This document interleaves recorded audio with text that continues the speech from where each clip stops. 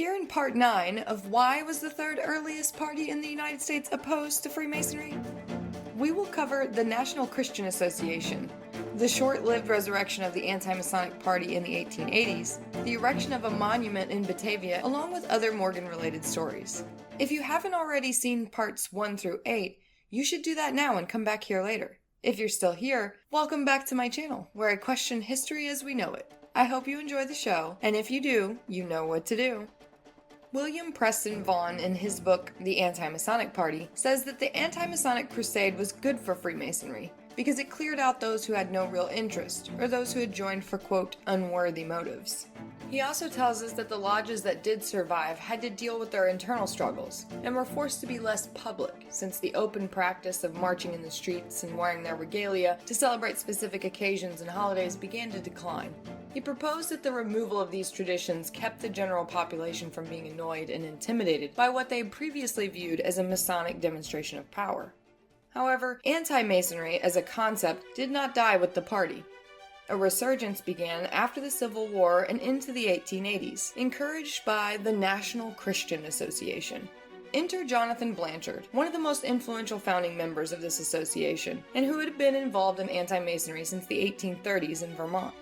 Blanchard was raised as an evangelical Christian, and besides being anti-Masonic, he was also opposed to the consumption of alcohol and slavery.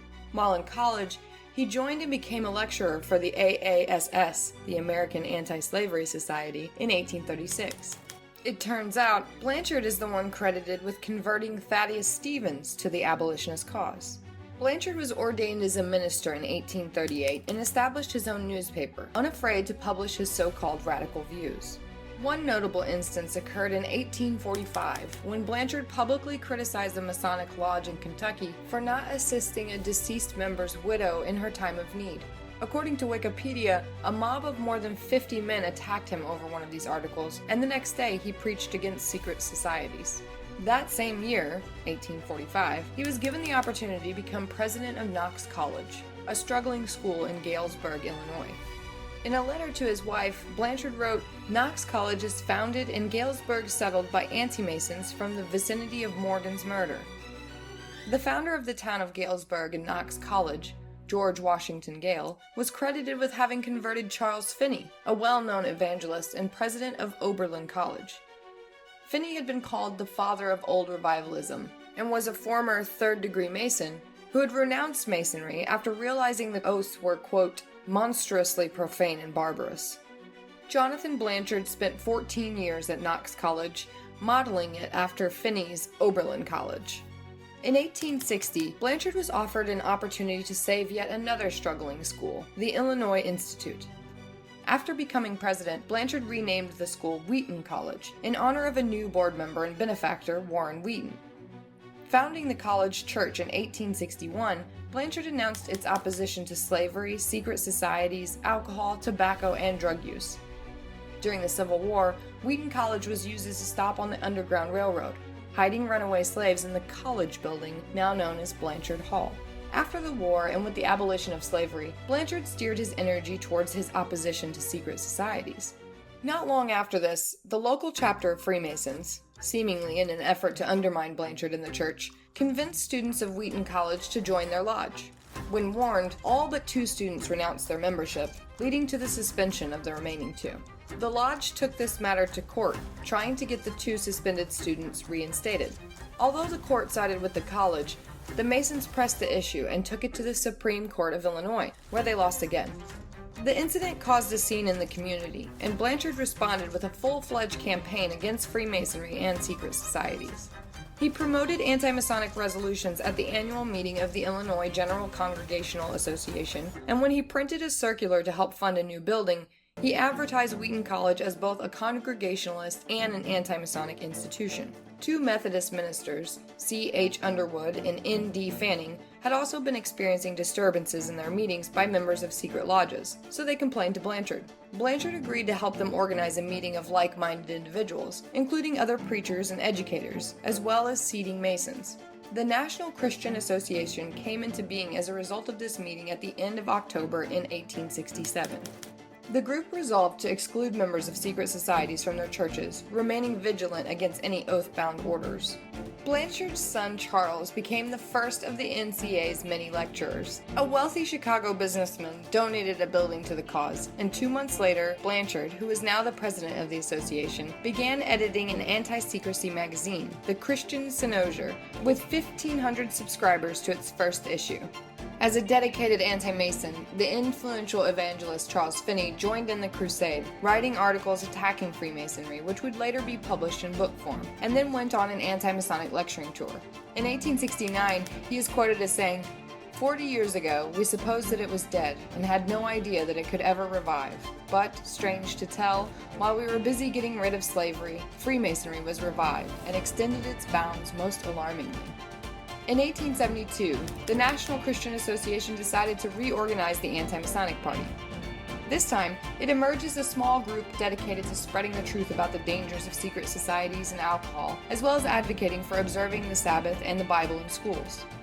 Known later as the American Party, they would nominate candidates for presidency from 1876 to 1884, including Blanchard himself. Through the 1870s, the Christian Synosure recounted the events surrounding the Morgan Affair and began raising funds for a monument to be erected in honor of Morgan in Batavia, New York, his last known place of residence. By 1874, the magazine had nearly 5,000 subscribers. This same year, a man named Edmund Ronayne joined the NCA. He had joined Freemasonry back in 1859 and had moved to Chicago in 1870, serving as the secretary of his lodge, when he and many others lost everything in the Great Fire of Chicago.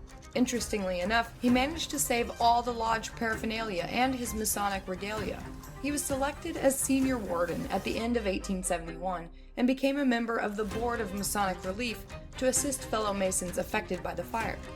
On this board, he witnessed what he felt was the unfair distribution of the collected funds, marking the beginning of Ronayne's disillusionment with the institution. He was elected Worshipful Master of the Keystone Lodge No. 639 in December of 1872.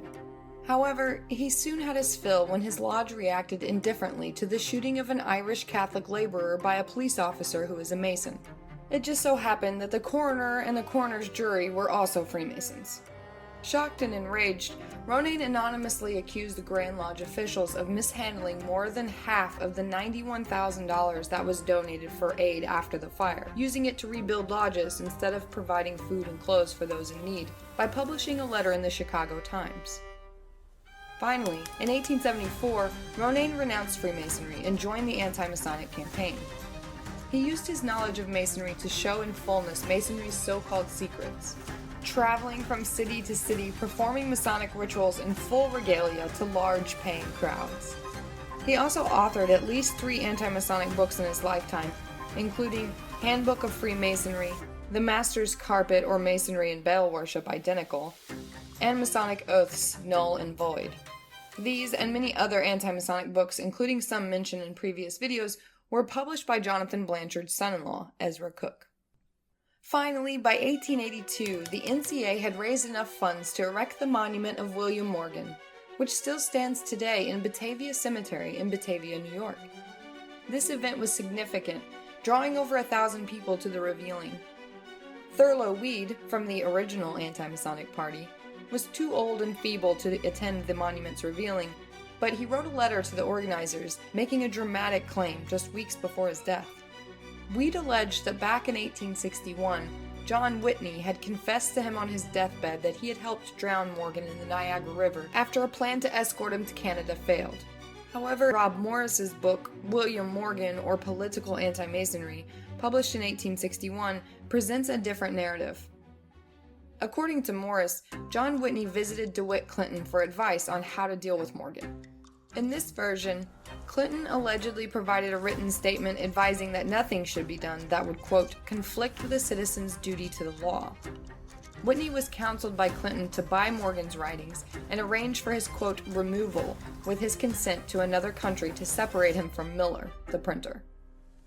Whitney was given money and told that he would be supported by other Masons. Morris's narrative became a cornerstone for Freemasonry for many years. However, another perspective is presented in modern critiques, such as by Stephen Defoe. who argues that Morrison's version was just an attempt to protect the Masonic fraternity and to counter the claims made by Thurlow, Weed, and others. Morris's book was published in 1883, only a year following the erection of the monument, though decades after the actual events. Defoe raises questions about the credibility of Morris's account, suggesting it may have been constructed to maintain the reputation of Freemasonry rather than to provide an accurate historical account. To me, it seems, regardless of which version of the story you examine, it is very clear that many Masons, including individuals in high offices of state, were implicated in the Morgan affair. Over the years, many other confessions and stories have emerged, each adding to the mystery and confusion about Morgan's fate. I even found a modern-day blog by a man who claims to be Morgan's great-great-grandson, asserting that Morgan lived out his days on a tropical island. We may never know the true fate of Morgan himself, but what about his young wife Lucinda? Accounts state that later on, Lucinda would become one of Joseph Smith's plural wives.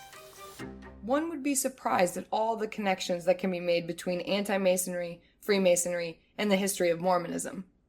To find out more, check out the next video.